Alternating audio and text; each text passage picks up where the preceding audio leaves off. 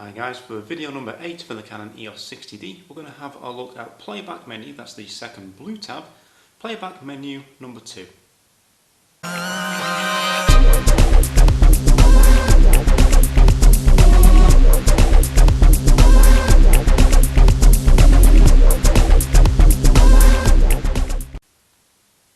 Okay guys, here we are for video 8 for the Canon EOS 60D, looking at Playback Menu number 2. And the first item here is Highlight Alert. Now what Highlight Alert will do for you is show you parts of an image which are considered to be overexposed. This could be a white t-shirt, bright white clouds, or a bright sky.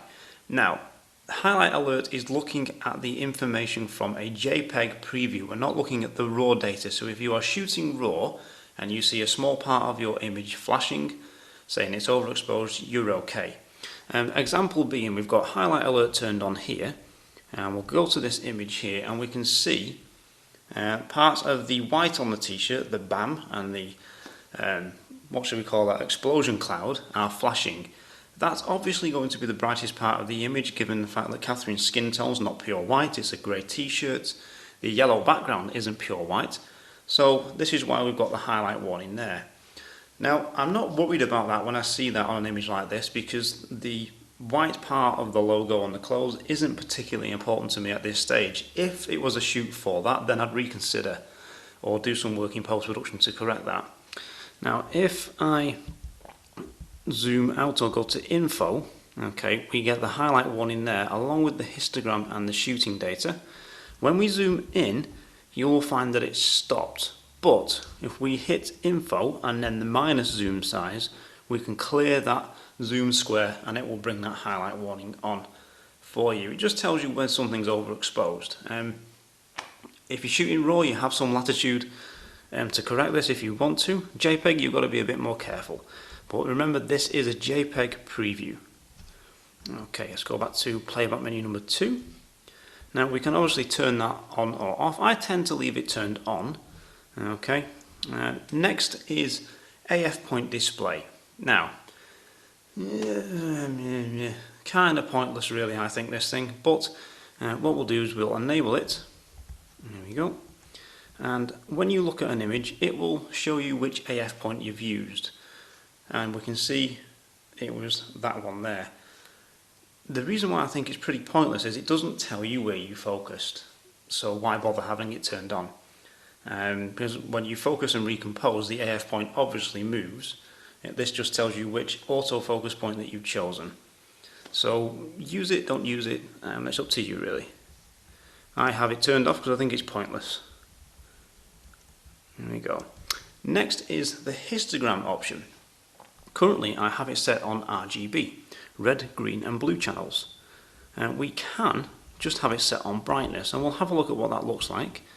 Okay, so we'll hit info, there we go, and we literally just have one histogram showing the brightness or luminosity of the image. Can you work with just that one? Yes, you can do, but I do recommend having the red, green and blue histogram turned on. In particular if you're doing portrait work, certainly. Because it's these red, green and blue channels, more often than not the red channel for someone with a lighter skin tone or complexion, that I'm looking at here. Now, different parts of the image, if they are also red or similar tone, will have an effect on the histogram as well, but I tend to prefer looking at the red, green and blue. And if we cycle through the information, we can bring up the luminosity or the brightness histogram if we want to. So you've got the best of both worlds really. Okay, next one.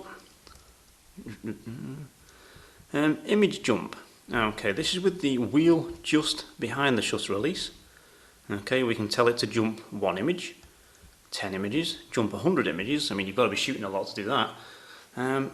We can display by date, display by image rating, display stills only, movies only, or display by folder.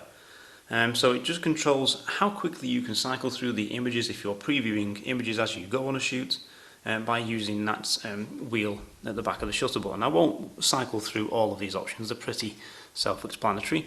And what I tend to have it do is just go through each image one at a time, because that's what I prefer. So we'll go back to the menu. There we go. and Slideshow. Never use this. Okay, you can have the camera play back a slideshow of images for you. Okay, so just quickly, all 18 images are selected, set up, display, 1 second, repeat, enable, transition effects, fade, okay, menu, and we'll hit start. Loading the image, and this is going to give you a slideshow of the JPEG previews. And you can see it's doing a slideshow there. I mean, it's zoomed out at the moment, so it's showing the histogram information. I would imagine if we zoom in, or maybe press the info, we can go to full screen, and it will cycle through the images. Why you would want your camera to do a slideshow, not quite sure, but it may be something that you'd want to use. So we'll go back here, back again. Okay, rating. We can rate an image by turning the image rating on or off, okay, and by giving it 1 star, 2 stars, 3 stars, 4 stars or 5 stars, and it tells you how many images you have rated by those number of stars on your current folder that you're looking at. This will transfer over to programs such as Lightroom, so if you rate something 1 star, when you import it into Lightroom, that 1 star rating will actually be there for you, and it may well help you select images later on, or at the very least mark an image that you think, oh, that's great, and you know it's really good. Mark that, and then you can go straight to it in post-production without having to try and remember which exact frame it was or which file number it was, so quite handy. And we'll go back there. Now the last one here, control over HDMI, is for when you have the camera connected to a HDMI computer monitor or a TV. Okay, so you have control over the interaction between the camera and that for slideshows. That could be, I suppose, a use for the slideshows as well.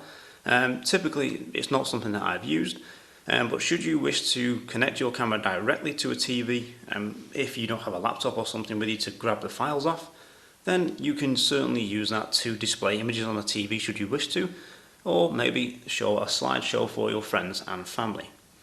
So that's just a quick look at Playback Menu number 2. Okay, and the next video we're going to go onto the camera setup menu number 1, looking at those settings. Any questions or comments, stick them below, and don't forget to like and share. If you know someone who owns the 60D or is going to buy one, let them know about this series, because ultimately they're only there to help them get going. Thanks for watching, guys, and I'll catch you guys soon.